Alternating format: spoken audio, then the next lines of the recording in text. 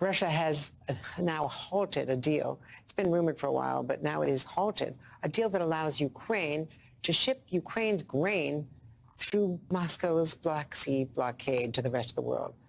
This is an agreement that will help feed much of the world and keep global food prices down.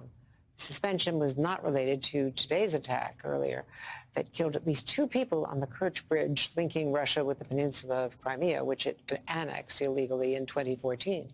And joining me now is John Kirby, National Security Council Coordinator for Strategic Communications at the White House. So it's great to see you here. Let's talk first about the grain deal, how critical this is. So important, Andrea. More than 50% of the grain that was shipped out went to developing countries, Latin America, Asia, Africa, countries that really needed this grain. And now there's going to be greater food insecurity as a result of this. And I'm really glad that in your opening you called it a blockade, because that's essentially what Russia is now putting back in place. A blockade on this grain will not be allowed to leave Ukraine, and they're not going to be able to ship it over land through EU countries, at least not to the degree that they can by sea. So this could have devastating consequences for people living in developing countries that just want to eat.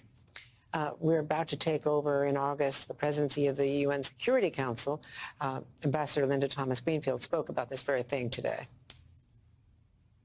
And while Russia plays political games, real people will suffer. The child in the Horn of Africa who is severely malnourished, the mother who will stop producing breast milk for her baby because she doesn't have enough to eat herself. These are the consequences of Russia's actions. And she knows of what she speaks. She's been to those locations. Indeed, She's she has. Hands-on ambassador. I'm going to be interviewing her tomorrow at the Aspen Security Conference. Does this indicate that Turkey is losing its leverage? Turkey helped negotiate this deal with Russia. Well, I don't know that it indicates that they're losing leverage, and we're grateful for President Erdogan's intervention here. He has kept this grain deal going now for a full year. It's gone through numerous extensions. Of course, the UN has done this, and I know President Erdogan is none too happy either that Russia has made this decision to pull out. But I really like the way the ambassador characterized it there. I mean, it's going to have real practical impacts on real lives, real families, real children. And these are places in the world where food scarcity matters a lot. And this grain deal really helped put food on the table for folks. And it will be Russia. And it needs to be remembered, particularly in those parts of the world, that Russia's the one who's turning off the spigot. Let's talk about the Kerch Bridge, which is the second attack. Do you have any doubt as to who's responsible or any way of attributing it? We are not able to attribute it to anyone in particular right now. This is the second time the bridge has come under attack. We know that the first attack was from Ukrainian forces. Again, I wouldn't want to speculate on who exactly is responsible for this. But to be clear, Andrea, Crimea is Ukraine. It belongs to Ukraine. It doesn't belong to Russia. They have no business being there in the first place. And Ukraine has every right to pick the targets it wants to pick to defend itself and to try to reclaim its territory. Now, Ukraine has acknowledged that their military is running into fierce defense from Russia in the counteroffensive. But you've got the leading candidate for the Republican nomination. I know you don't do politics, but you've got to, I'd like to ask you to comment on the foreign policy implications of this. This is Donald Trump claiming that he could solve the Ukraine war in a matter of one day. Let's watch.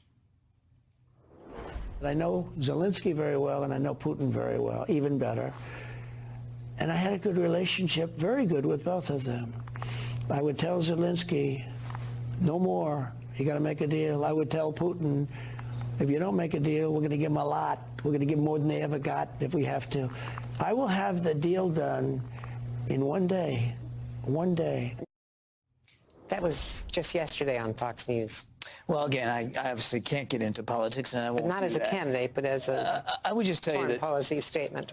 I would just tell you that President Biden knows how difficult this war has been for Ukraine, for the Ukrainian people. And he knows how difficult it has been for everybody trying to support Ukraine, because it has required sacrifices from 50 some odd countries. And he has put a real premium on keeping unity in NATO, keeping unity within that broader coalition. And you saw that on display in Vilnius at the NATO summit. This is hard work, and wars are difficult. And we've got to make sure that we don't lose focus on making sure Ukraine can succeed on the battlefield, so that if and when President Zelensky, and only he gets to determine when this is, when he's ready to sit down with Mr. Putin and have a negotiation, that he can do so from a position of strength. Now, I want to ask you about what's happening in the Senate and the House, but in the Senate with Senator Tuberville, first of all, on holding up all of these positions in the Pentagon. And now you've got also the Secretary of State speaking out about State Department ambassadors who are being held up. Most of them, all but 3 are career ambassadors, are being held up by Ron Paul. So this stuff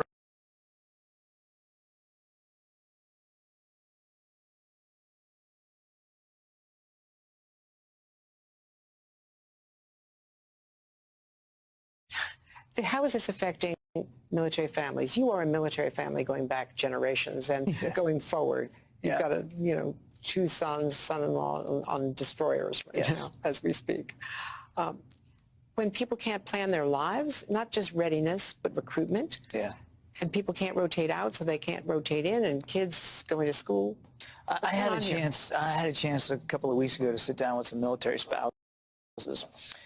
Some were actually active duty members, married to active duty members, and they were all women. And we talked about the impact of some of these states' laws on abortion. And it's having a real impact on their decision-making about whether they're going to be willing to stay in the service or whether they want their spouse to stay in the service. They don't get to decide where they get assigned. You talked about my son and son-in-law. They're in Norfolk right now on 2 different ships. That wasn't their choice. The Navy sent them there. That's what you do when you sign up to wear the uniform of the nation. And so if you're in a state where you can't have access to reproductive care, you want to know that the Department of Defense has got your back and they're willing to provide a way for you to get that necessary reproductive care. It has retention consequences without question. And then just take the broader issue of Senator Tuberville's holds. We're talking about 260 admirals and generals. Now, that might not sound like a lot to people, and you might think, well, admirals and generals are just admirals and generals. But as you rightly noted, it has a ripple effect down the chain of command. And now you're going to have dozens of families underneath each of those who can't make school decisions for their kids. They can't buy or rent new houses. They can't make the kinds of plans to move their families to a new city or a new part of the country, and it just freezes everything. Again, that's going to have an effect on some of these officers and their willingness to continue serving. So that affects national security. No question. I mean, look at the things we've been talking about, the war in Ukraine. Look at the tensions in the Indo-Pacific. We got John Kerry over there as a special envoy for climate, meeting in Beijing. There's a lot of stuff going on national security-wise in the world.